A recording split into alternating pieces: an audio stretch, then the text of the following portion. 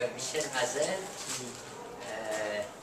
qui est nouvel auteur pour nous chez Elkanah, mais qui est un auteur ancien, puisque le livre que nous venons de publier, et qui s'appelle La prostituée de Jéricho, a été publié en fait en hébreu déjà en 1993.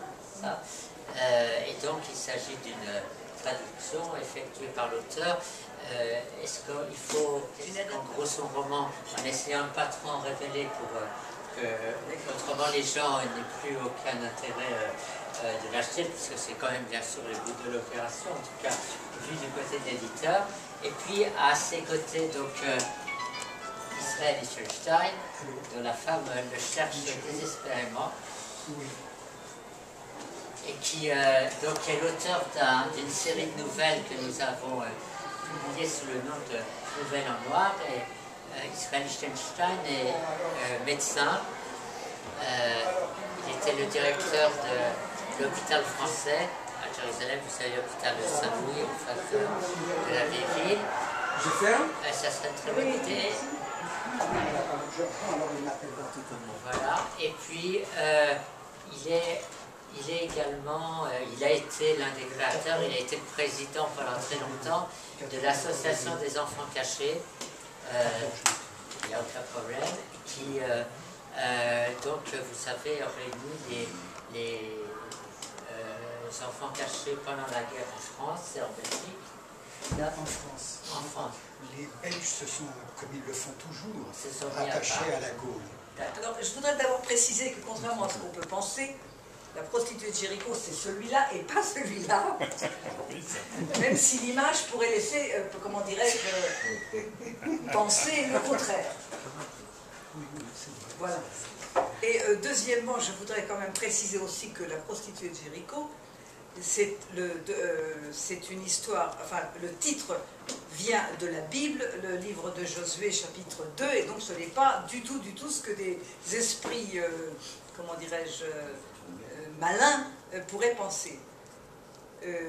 Sans révéler l'histoire, la prostituée de Jéricho, c'est le nom de code d'une opération autour de laquelle tourne l'intrigue de ce livre, qui est un roman, absolument uniquement un roman, et qui raconte les aventures de deux héros, une charmante jeune femme, rousse, moi j'ai beaucoup d'affection pour les roux de façon générale, donc une jeune femme rousse aux yeux verts, et, qui est une américaine, et qui se trouve relativement par hasard, qui se trouve en Israël au moment de la première intifada, et qui se trouve coincé, si j'ose dire, entre Israéliens, Palestiniens, KGB, CIA, et tout ce que vous voulez, sans qu'elle ait vraiment fait quoi que ce soit pour mériter toute cette attention.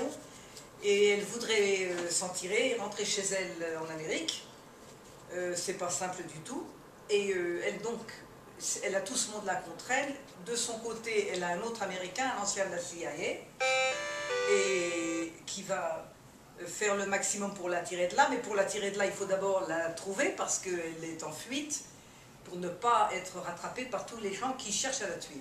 Tout ça sur le fond donc de l'intifada, sur le fond des paysages absolument extraordinaires de la mer Morte, du désert de Judée et de Jérusalem. Et donc vous avez d'une part ces deux Américains qui se trouvent en Terre Sainte, sans très bien comprendre ce qui s'y passe, pourquoi l'intifada, comment l'intifada. À la limite d'ailleurs ça leur est parfaitement égal, ils n'ont qu'une envie, c'est de s'en aller. Et comment est-ce qu'ils vont réussir à s'en tirer avec tant de gens qui sont à leur trousse, y compris un assassin qui se déplace à dos de chameau, d'où cette image, parce qu'il n'y a rien de plus facile dans ces territoires que de se déplacer à dos de chameau. On peut parfaitement éviter les barrages des uns et des autres et en fait passer sans être vu. Donc c'est une histoire qui est racontée, je crois, quand même avec un peu d'humour. C'est pas quelque chose de très sérieux. De temps en temps, il y a forcément des réflexions sur la situation en Israël et au Moyen-Orient à cette époque, puisque première intifada, c'est aussi le moment où Saddam Hussein vient d'envahir le Koweït. Personne ne sait encore comment la situation va se décanter. On ne parle pas encore de l'opération, la première guerre du Golfe. Nous sommes donc en juillet-août 1990.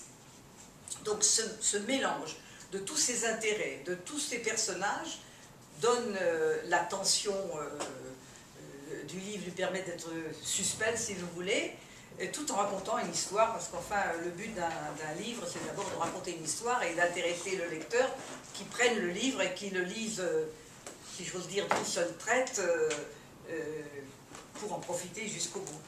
Alors, qu'est-ce que je peux encore dire de plus?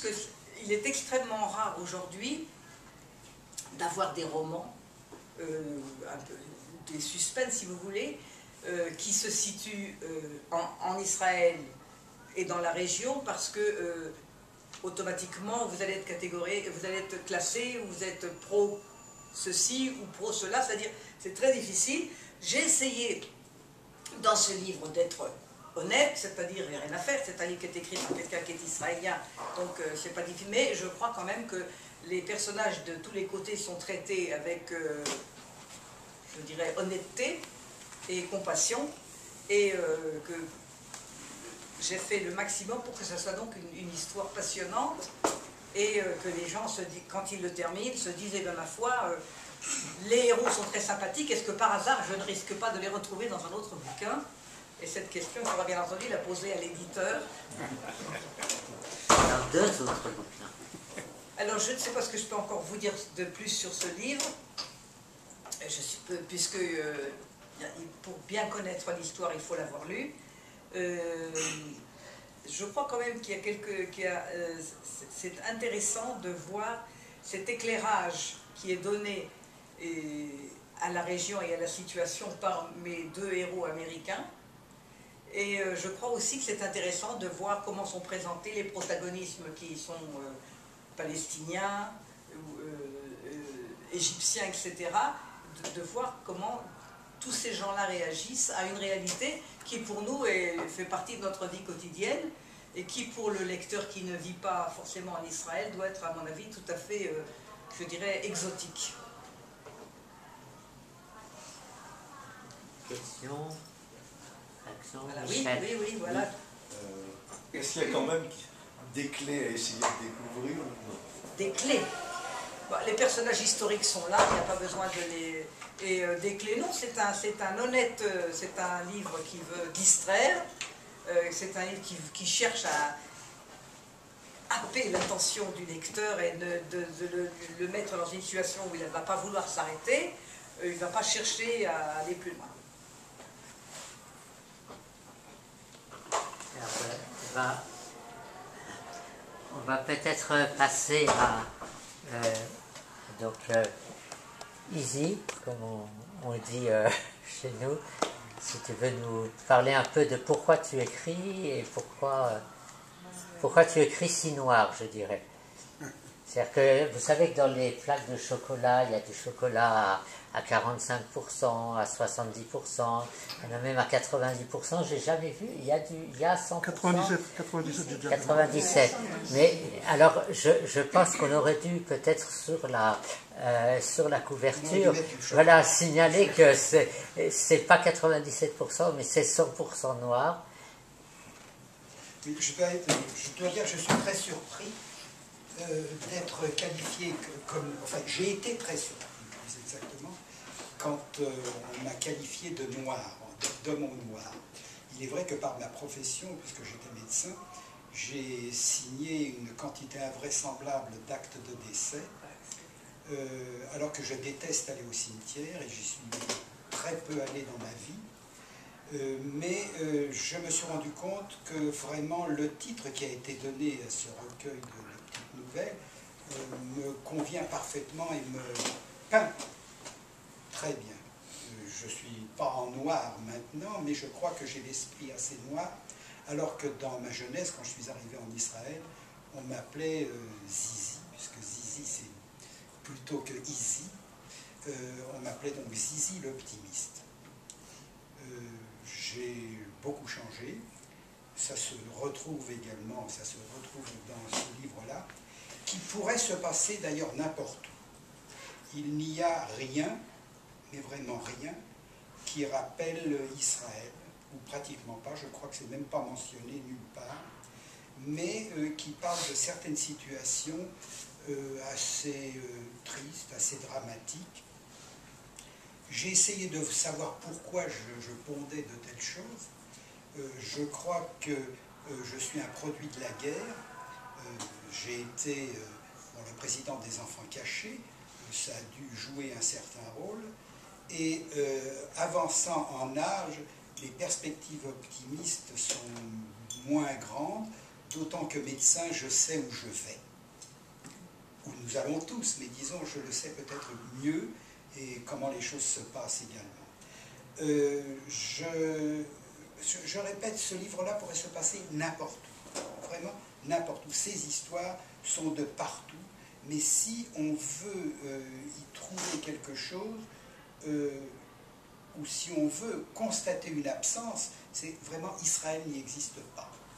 Israël n'est nulle part là-dedans, j'essaie de voir, alors que ce qui est là très fréquent, et ça pèse même très lourd, ce sont les conséquences ou le souvenir de la Shoah, tel que j'ai pu la vivre dans mon enfance, en maison d'enfants, et après la guerre, à la recherche de mon père, et ainsi de suite. Je me rends compte aussi, autre chose, il y a notamment une histoire qui est un dialogue entre un juif et un allemand, où en réalité tout se passe de façon extrêmement sympathique et très bien, alors qu'ils sont en fait à la recherche de l'endroit où le père de l'allemand, qui a été un élément actif dans l'extermination des Juifs, dans cette forêt anonyme, participe aussi à la découverte. Il se crée des liens entre eux. Chacun parle, mais sur des registres différents, et malgré tout, ils ne se comprennent pas. Finalement, ils ne se comprennent pas. C'est une des petites nouvelles. Je sais que j'ai envoyé autrefois en France à plusieurs éditeurs quelques-unes de mes nouvelles, et j'ai toujours reçu la même réponse: écrivez un roman. Il y a matière à roman, plus exactement, c'est ce qu'on me disait. J'ai essayé, je n'ai pas la fibre longue, hein, ma fibre est courte, et je ne sais pas écrire longtemps. Je sais parler très longtemps, si vous voulez, m'accorder ce privilège. On commence à avoir peur. Mais écrire long, je ne le sais pas. J'ai même écrit là-dedans une nouvelle, je crois qu'il y a une page et demie, qui est en fait la plus dramatique de ces nouvelles-là, qui s'appelle La Mouche, qui se termine par une décapitation. Décapitation où, quand je termine, il y a un petit intervalle et je dis son père a été décapité par la Gestapo. C'est-à-dire qu'en réalité, on ne quitte pas son enfance, on ne quitte pas son histoire, on la vit et on la subit et on la revit dans des images différentes, mais quand même dans un même cadre qui vous est imposé et duquel on ne peut pas sortir.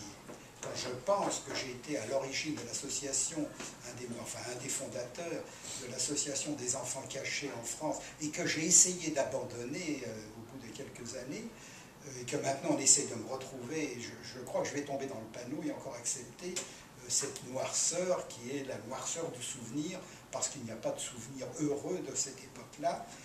Et voilà ce que j'ai fait. J'ai essayé d'écrire des choses beaucoup plus gaies. J'ai écrit des fables qui sont pas mal, je dois dire, qui à mon sens sont bien meilleures que cela, parce qu'elles sont plus optimistes. Elles témoignent d'un sentiment de révolte, mais qui se termine toujours très bien, parce que le révolté réussit. Et voilà, donc tu vois, Alain, tu auras encore quelque chose à publier, si ce livre-là marche bien. Je dois dire que j'écris pour mon plaisir. J'en ai pas beaucoup quand on lit ça, mais si vous voulez, je n'ai pas la joie en écrivant, j'ai la joie d'écrire, et je ne sais pas si il y a dedans, si ça doit y être, une vie de chien. Oui, je crois que ça correspond très bien à ce que je vis, à ce que j'ai vécu et à ce que je ressens. À part ça, ne croyez pas que je pleure tout le temps, hein. Jamais, je sais rire, je sais raconter des blagues, mais c'est peut-être une façade, ou c'est certainement une façade. qui avec l'âge d'ailleurs se fissure, se désagrège, et il va bientôt rester vraiment de Zizi l'optimiste, Israël le noir. D'ailleurs, je me souviens, tiens, maintenant je pense, j'ai écrit autrefois, enfin un petit récit, qui est un monsieur qui s'appelle Schwartz, et qui devient Schwartz le noir, et qui vient en Israël, et quand il est en Israël, il met sa kippa, il retourne, son père l'attend, et lui dit, voilà, tu es redevenu Schwartz. Il dit, non, maintenant je suis le noir. Voilà. Histoire malheureuse, en fait. Voilà tout ce que je peux... Enfin, je pourrais en parler beaucoup, mais parler beaucoup de peu de choses, c'est difficile. Quoique j'y suis entièrement dedans. Voilà. Vous savez, j'étais en train de penser qu'il y a deux façons de réagir avec le passé. Quand j'ai écrit ce livre, c'était justement une époque où être diplomate israélien à l'étranger était un métier à haut risque, où la sécurité, etc., où on vous parlait sans cesse d'attentats, de groupes, etc., et on n'en parlait pas seulement. Et donc, imaginez un roman, c'était une façon un peu, si vous voulez, d'éloigner la réalité en la transformant en du roman. Donc c'est beaucoup moins impressionnant. C'est-à-dire que si vous êtes entouré de terroristes, si vous avez des gardes du corps, si vous savez que, ma foi, il y a des gens qui se feraient une joie de tuer mon mari qui était l'ambassadeur, mais enfin moi aussi si j'étais à côté, bah, vous commencez à vous dire, bon allez, ça ferait quand même une belle histoire, et vous vous dites, bon ben on va écrire un roman, on va y mettre dedans des assassins, etc. Et dans une certaine mesure, on apprivoise ces terrorismes, on apprivoise ces assassins en faisant, dans le fond, de matière à roman. Et finalement, on y prend beaucoup de plaisir aussi, d'ailleurs, je dois dire que, et on continue, mais je crois que si j'avais pas passé toutes ces années, si j'avais pas eu l'occasion de vivre aussi dans le monde arabe, etc., j'aurais certainement pas pu écrire ce livre ou bien rentrer dans la peau de mes personnages arabes, justement, indépendamment de mes personnages israéliens ou américains. Et donc je crois qu'il n'y a rien à faire. Le passé qu'on a, et je dois dire que moi aussi j'étais cachée, mais j'ai oublié, parce que j'étais probablement petite et parce qu'on n'en a plus parlé, et parce que ça s'est bien terminé. Et finalement, quand on a de la chance, on peut oublier et on peut se tourner vers d'autres sujets et se lancer donc dans ce genre de littérature qui c'est qui disait c'est une bien étrange entreprise que de faire rire les honnêtes gens. Je ne vais peut-être pas les faire rire, mais je vais au moins les amuser. Voilà, chacun cherche sa voie. Madame Marcel a de la chance. Voilà. Vraiment, elle a beaucoup de chance, j'ai dû passer à côté. Je viens de relire simplement les titres de mes nouvelles, parce qu'on oublie une fois que c'est écrit, on oublie. Alors, je vais vous lire, et attendez, il y en a 1, 2, 3, 4, 5, enfin, 4, et 4, 8, et 4, 16, il doit y en avoir une 24 ou 25. Je vais simplement vous lire les titres. Alors, une réaction en chaîne, bon, ça c'est rien. L'indécis, fratricide, la forêt brûle, celui qui est revenu, les amis du fossoyeur, une erreur de diagnostic, une vie de chien, ma sépulture, enfant posthume. Je vous ai lu simplement ce qui éveille et ce qui rappelle un destin tragique. C'est bien juif. C'est bien juif, en fait. C'est gentil à vous, monsieur l'ambassadeur. Je me sens extrêmement juif et je suis toujours heureux quand on me le rappelle. Écoutez, actuellement, et quand on se réunit, entre copains de mon âge, et même plus jeunes, on commence à parler de la politique d'Israël, on peut parler de la télévision, des derniers bouquins qu'on a lus, mais toujours, chaque fois, on arrive au choix, la Shoah. Chaque fois, et à la mort, chaque fois, dans n'importe quelle compagnie où je me trouve, n'est-ce pas? Et n'importe quel sujet avec lequel on commence, on finit par ça. Donc vous représentez les Juifs. des juifs. Il n'y a pas de... Je vais rendre un hommage à mon grand-père grâce à vous. Mon grand-père, qui était le secrétaire du Conseil rabbinique orthodoxe en France, bien qu'il soit né en Pologne, un juif, enfin très, très respectable, m'a envoyé, puisque c'était lui qui a fait fonction de père, pour moi, mon père n'étant pas revenu d'Auschwitz, m'a envoyé dans tous les groupements juifs possibles en France. J'ai donc passé ma jeunesse au Bnei Akiva, chez les EI, chez les étudiants juifs communistes, au Bund, j'ai dû en oublier quelque chose. Enfin, tout cela parce que mon grand-père me disait en yiddish, « Wie sie du Yid, sie du etwas zu lernen ». Où il y a un juif, il y a quelque chose à apprendre. Alors, si de cela, il m'est resté une chose qui, à mon sens, est majeure. Je dois être un des rares, j'aime les juifs. Ah. Et j'adore les juifs, et je suis tellement content d'en faire partie de ce groupement que je considère comme un groupement privilégié, mais ce n'est pas, ça ne me donne pas un sentiment joyeux. Ça me donne, si vous voulez, comme un monument solide, antique, mais qui persiste, qui est là, et auquel les gens se réfèrent, si vous voulez. C'est un obélisque, un obélisque qui est là, qui est un phare auquel on vient et qui ne vous rend pas ni gai ni joyeux en le voyant, surtout qu'on n'arrive jamais à déchiffrer ce qui est écrit dessus. Et donc, si vous voulez, je me considère un petit peu comme un témoin d'une histoire qui va s'éteindre avec les gens de ma génération.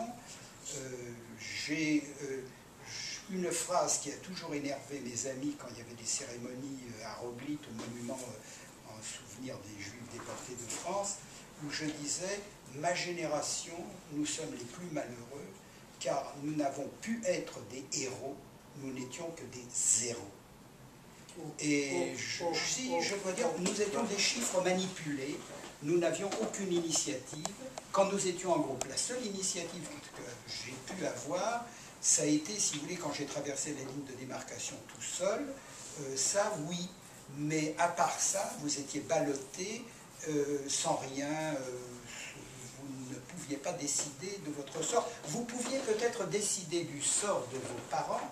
Je me souviens, ma mère étant dans un camp, ou à Gurs ou à Rivesaltes, enfin elle était dans les deux, dans la maison d'enfants où j'étais avec mes cousins, mon cousin, surtout celui qui était plus âgé que moi, nous nous privions de pain pour envoyer notre pain séché, enduit d'ail, parce que ça repousse les insectes, pour que nos mères, puissent avoir un petit quelque chose à manger. Si vous voulez, il y avait ce côté où les enfants assuraient une certaine survie de leurs parents. Mais d'un autre côté, je pense que, par exemple, lorsqu'un jour ma mère m'a dit, lorsqu'elle a été arrêtée par la police après qu'on ait traversé les démarcations, et qu'elle nous a dit à mon cousin et à moi, mais moi je connaissais l'endroit de la maison d'enfants, le château de Majelier, où j'avais été, elle m'a dit, pars, retourne là-bas. J'avais 9 ans et demi.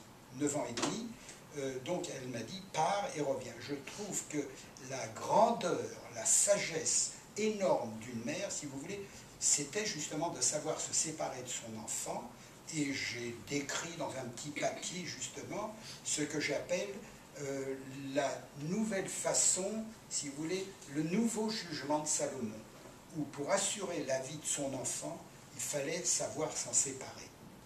Et il est évident qu'il en reste quelque chose. Écoutez, la parole. Je vous en prie, je vous en prie. Vous avez dit zéro.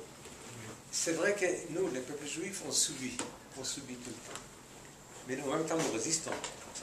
Parce que nous sommes là, et nous sommes bien forts. Regardez maintenant les Arabes. Les Arabes se présentent comme des victimes. Chaque fois que vous ouvrez les journaux, ils sont victimes. Il y a l'Amérique contre eux, l'Occident contre eux, Israël certainement. Mais les Arabes, ils sont 1 milliard. Ils dominent le Moyen-Orient, l'Afrique du Nord, une partie de l'Asie. Et ils massacrent les gens. Nous sommes massacrés, et ils massacrent, et ils disent nous résistons. Ils disent nous résistons, ils massacrent les gens. Alors nous sommes massacrés, Et nous sommes les vrais résistants, finalement. Résistants dans une tragédie. C'est vrai, on a perdu trop de gens dans l'histoire, surtout dans le Shoah. Mais nous sommes là. Et puis- nos enfants, et puis- et nos petits-enfants sont là. Les enfants sont là. Et puis, regardez l'État d'Israël, un des les plus développés du monde, le prix Nobel, vous connaissez, etc. Non. Il y a quand même quelque chose dans le peuple juif, et c'est pas zéro du tout. C'est-à-dire, c'est vrai qu'on nous tape dessus. Non, non, mais On n'a pas eu. c'était l'époque de Mais mon on nous tape enfance. dessus, mais nous sommes là, et nous sommes forts, et on fait des choses formidables, quoi qu'on dise. Et je dois dire que quand j'entends la Marseillaise, je ne me mets pas à pleurer. Quand j'entends la Tikva, je pleure. C'est ça notre force, peut-être.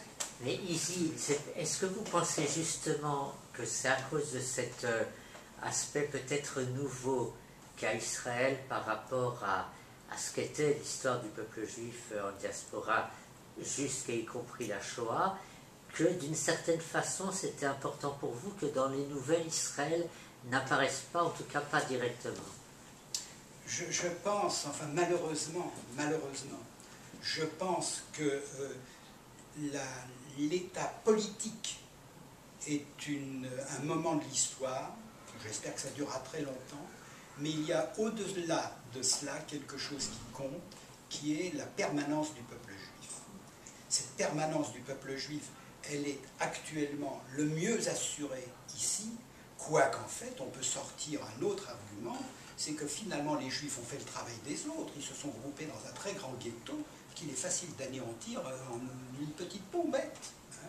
Mais d'ailleurs le ghetto, les juifs ont toujours choisi d'y être. Hein. C'est une création des juifs que de s'enfermer à Rome dans le ghetto. Il faut bien, la signification c'était nous nous enfermons pour qu'on nous laisse tranquille et nous avons les clés du ghetto. On avait les clés du ghetto. Hein. Le ghetto de Rome c'était comme ça. Mais je suis optimiste quand même optimiste à l'avenir, bien que c'est au noir. Disons que comme on se débarrasse de ces déjections, hein, je l'ai peut-être fait ici. Alors, ce qui est intéressant, j'ai pas fait attention quand on a. Vous savez, les choix d'un éditeur, c'est pas toujours évident et on reçoit pas mal de textes, etc. Et finalement, on a dit, bon, les 3 premiers ouvrages de cette collection, et j'espère qu'il y en aura beaucoup d'autres, les 3 premiers ouvrages, ça va être, c'est intéressant, il y a un roman policier, puis il y a des nouvelles, moi j'aime beaucoup les nouvelles, et puis le 3e, c'était un roman autobiographique, où là, on savait que c'était le roman autobiographique aussi d'un enfant caché. Mais le résultat, finalement, fait que, d'une certaine manière, ces 3 ouvrages, chacun à leur manière, vraiment de façon complètement différente, sont le produit de cette génération, entre guillemets, de zéro du point de vue de comment, peut-être à un moment, on les a désignés, mais moi je dirais de héros, parce que c'est une génération qui a réussi à construire et à se reconstruire, alors que justement elle venait d'une situation extrêmement difficile. Et je pense que d'une certaine manière, et on n'a pas fait exprès, enfin je m'en aperçois là en vous entendant et en sachant donc le 3e livre, Lily Goldberg, démarre sur une histoire d'enfant caché, même si après c'est beaucoup plus sur les années d'après-guerre.